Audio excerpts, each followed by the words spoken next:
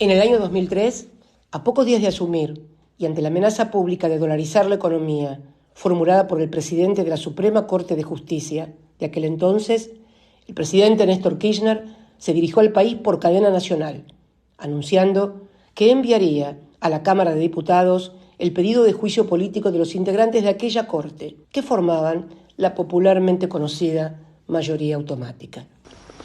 No queremos nada fuera de la ley. Es la puesta en marcha de los mecanismos que permitan cuidar a la Corte Suprema de Justicia como institución de la nación, de alguno o algunos de sus miembros, la triste célebre mayoría automática. A partir de esa decisión y autolimitándose en sus propias facultades para proponer a los candidatos, Néstor Kirchner construyó una Corte Suprema de Justicia que fue catalogada por propios ajenos como una corte ejemplar.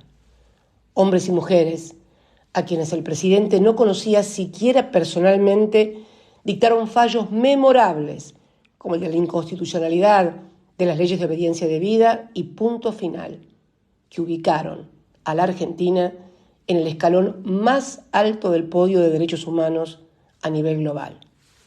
Sin embargo, a fines del año 2015, muy poco quedaba de aquella corte ejemplar. La muerte de algunos de sus miembros más connotados, la renuncia de otro jurista de prestigio internacional al haber cumplido los 75 años que marca como límite la Constitución y la negativa de la oposición a votar a los candidatos propuestos para ocupar las vacantes, dejaron al alto tribunal con apenas 3 miembros.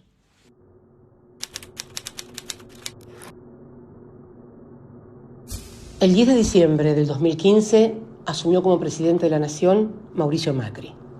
Apenas 4 días después tuvo lugar un hecho de extrema gravedad institucional.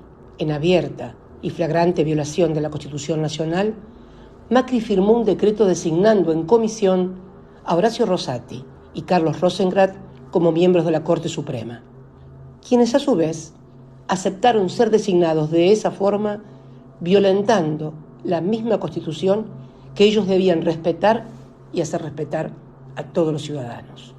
Este episodio constituyó, sin lugar a dudas, un punto de inflexión en la historia del Poder Judicial argentino y la antesala del proceso de persecución política, judicial y mediática que se desató en toda la región, con ejes muy claros en Brasil, Argentina y Ecuador.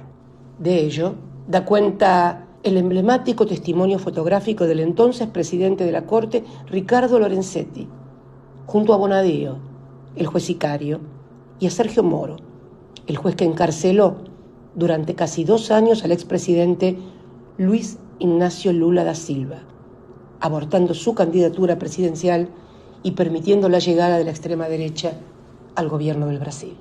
Paralelamente, en los tribunales de Comodoro Pi se inventaba un nuevo método de privación de la libertad que se conoció como la doctrina Irurzun.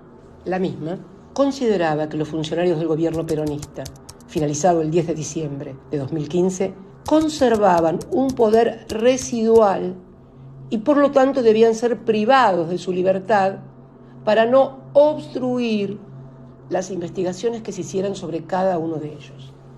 Así, se encarceló a mansalva a dirigentes políticos, sindicales y hasta empresarios de medios no afines con el gobierno de Mauricio Macri. Esa nueva corte no solo convalidó la persecución que aún continúa, sino que además se transformó en un lugar de permanentes intrigas palaciegas y disputas de poder por la presidencia del cuerpo y los recursos del Poder Judicial. Esa lucha culminó el 22 de septiembre del 2021 en un verdadero y auténtico escándalo. Una corte fracturada eligió a Rosati y a Rosengrad como presidente y vice. La decisión se tomó con la ausencia de los otros 2 miembros y Rosati tuvo que autovotarse para poder ser presidente.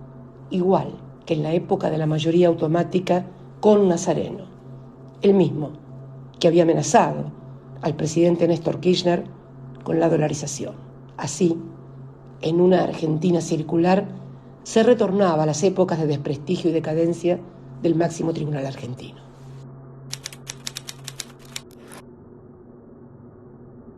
Luego de la renuncia de Elena Hayton, la única mujer de ese cuerpo, la Corte quedó reducida a tan solo 4 miembros y comenzaron entonces a salir a la luz otros escándalos.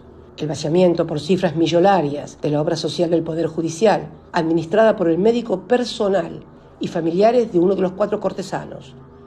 Causas penales contra el nuevo presidente de la Corte por enriquecimiento ilícito y otra vinculada a su pasado como intendente de la ciudad de Santa Fe, en la que recusó al juez que lo investigaba y sospechosamente logró apartarlo.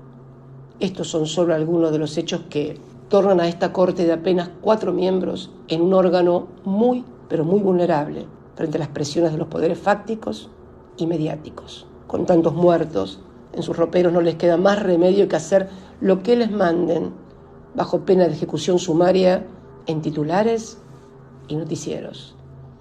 Así es como en el año 2021 sucede algo realmente increíble. Después de 15 años de vigencia ininterrumpida, lo que equivale a casi 4 periodos de gobierno, la Corte de los 4 declara inconstitucional la ley del Consejo de la Magistratura sancionada en el año 2006, a la luz de la cual se designaron más de las 2/3 partes de los magistrados que conforman hoy el Poder Judicial de la Nación.